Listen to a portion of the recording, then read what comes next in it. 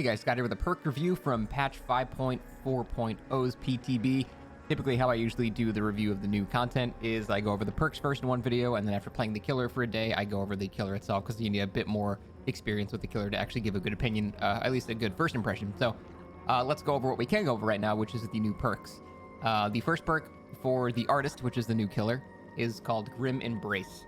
And this essentially is sort of a cracked out corrupt intervention that happens mid-game with more requirements.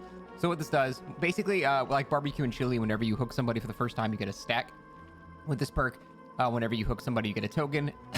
And once you've hooked everybody a single time, every generator on the map is blocked for 30 seconds, and you can see the exceptions aura for 4 seconds. So it's kind of hard to tell whether or not this is good. I'm leaning towards no, because I'm trying to think of like competitive players too. Competitive players always prefer perks that are not RNG based. And that's why you see less Hex Rune and more Corrupt Intervention and Pop and stuff like that in tournaments.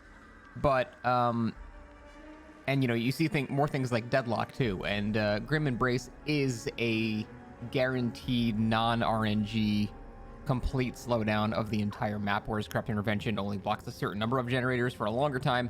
This blocks all gens for lesser time. But the thing is also in competitive matches, it's very rare that you get a killer unless it's like Nurse or Blight or something that is getting an individual hook on every survivor. That's typically just not how you play at that level. You have to tunnel people. So the chance of this perk even activating before the game is over is very, very low. So I can't imagine it's going to see use in that scene. And in the regular scene, I can't imagine perks like Rune and Pop and Undying and stuff like that are going to be outclassed by it. So even on a 4 slowdown build, I don't see where this fits in. I don't think the effect is good enough.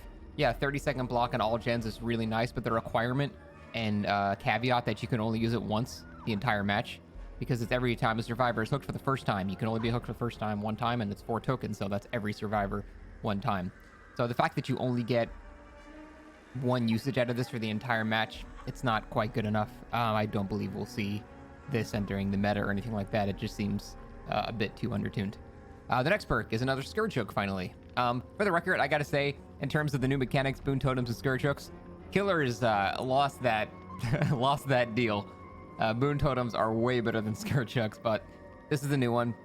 Essentially what this does, when you hook somebody on a Scourge Hook, the nearest generator explodes, losing 15% of its progress, and the survivors will scream, letting you know that there's a survivor on that generator. So you get some good knowledge, you get some guaranteed slowdown, kind of like a dedicated surge, except it's when you put someone on a hook and you get a bit stronger of an effect. Also, unlike surge, there's no cooldown, but you do have to make your way to a Scourge Hook, which may be hard. I would say this perk is not worthless. I would say it does have some use, especially on smaller maps where you can always get to a Scourge Hook. You know, if you're getting 6, 7, 8 hooks, that's a lot of game delay. That's quite a bit. I think if it like blocked the generator for a couple of seconds after too, kind of like you know, an effect of similar perks, I think that would make this perk a lot better. Because 15% regression seems like quite a bit, but it's really only a few seconds. It's not really that crazy. So the fact that it's not blocked by the in the entire hook animation, they're gonna regress a quarter of what you just regressed, and that requires a Scourge Hook too. So again, I don't think this beats the baseline meta slowdown perks. I like that they're trying other things, but the numbers would need to be tweaked. Honestly, they could bump that up to 30%, and I still think the other slowdown perks would be better. So this one is also undertuned. I can't imagine it becoming meta or seeing much use. This is the one everyone's talking about. Hex Pimentaco. I can only think of Borderlands when I read the name of this. Pentimento. Basically, a killer can now reconstruct a totem just with this perk. Like, you can't put your rune back up or anything. That'd be nuts. You can reconstruct a totem. We don't know how, or I don't know how long it actually takes. I will have to see that in the actual game. But the effects of this perk are terrifying. It's arguably the most terrifying killer perk that they've ever made. However, the reality of the situation is you're never going to get all these stacks. It's just, it's not even like Devour Hope, where it's actually possible to get to 5 stacks and more with people. This requires survivors to be willfully ignorant of the perk that you have, and continuously you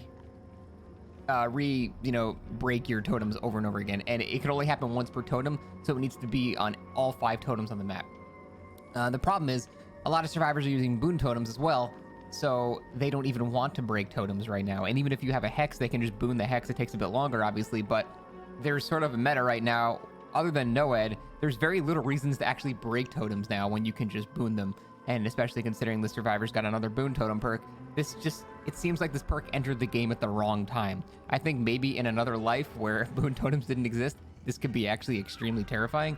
But because boons exist, it seems like people are not really incentivized to break totems very much, so the most you'll ever see is probably just the one stack of it, which is, don't get me wrong, quite strong. 30% slowdown is a lot. That is the fattest slowdown perk in the game, essentially, for just having one reconstructed totem. And the problem is, as a killer, you need to find a destroyed totem. Oh no, never mind. I just realized you can actually see the aura of destroyed totem with this. I knew that, and I just said that anyway. But you still have to go out of your way, just much like snuffing a boon totem. You have to go out of your way to set that up, and the survivors will kind of know where that is because it's a destroyed totem, and obviously the survivors themselves destroyed the totem. So as soon as they see that their slowdown starts, they're going to know exactly where that is. And now you might think, okay, well, if they do that, well, now they have, you might be able to get the 30% healing slowdown. It's just the time it takes to set all this up, especially combined with boon totems, means this perk is not going to be a threat. If the game's lasted like 10-15 minutes, then I could see this perk being fucking terrifying. Like that 5-stack thing basically makes it so you can't cleanse any hexes anymore, which is really, really powerful. It's just, in reality, you're just not going to get that in a normal match. It's as cool as it sounds. The requirements and time spent doing this is just, it's a bit too much. The only kind of hidden useful feature of this perk I can find is that you actually have sort of free... It's kind of like the effect of Undying, where if a survivor is near a totem, you see them, or if they break a totem, you'll see the aura light up and you'll know there's a survivor there. So it's actually kind of like unintentional location perk, which is kind of cool.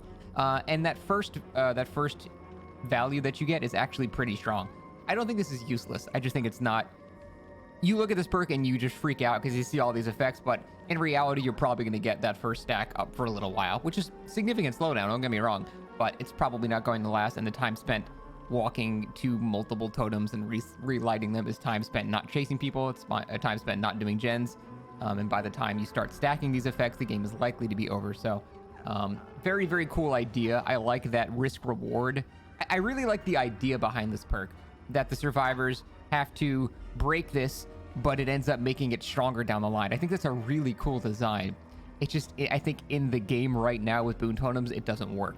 But I have to applaud them for the design behind it. It's sort of like a make your choice thing, right? So that's cool, but with boon totems, yeah, I don't see it being super effective. We'll see, though. I may be wrong on that one. So now let's go over Flavor Town's perks here.